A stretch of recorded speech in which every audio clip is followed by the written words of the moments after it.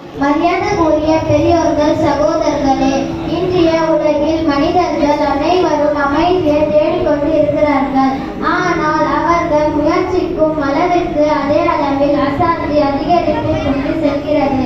அல்லாஹ் தஆலா கூறுகிறான், இதயங்களுக்கு உண்மையான அமைதி அல்லாஹ்வின் திக்ரில் தான் உள்ளது.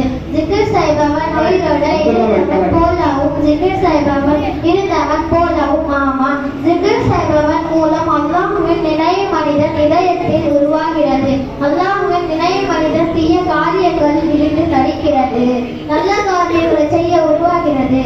அல்லாஹ்வை திக்ர் செய்பவன் பெரும் மலக்குகளின் சபையில் கூறப்படுகிறது. மனிதன் தன் வாழ்க்கையில் எந்த கஷ்டங்களில் அதிகமாக நினைத்து வாழ்கிறானோ மரண நேரத்தில் அவையே அவன் முன் தோன்ற ஒரு சஹாபி நபி ஸல்லல்லாஹு அலைஹி வஸல்லம் அவர்களிடம் கேட்டார்கள், அல்லாஹ்வுக்கு மிகவும் அருகில் கொண்ட செல்லும் சிறந்த அமல் அல்லாஹ்வின் நினைவிலிருந்து மறுமுகம் திருப்பிக் கொள்கிறாரோ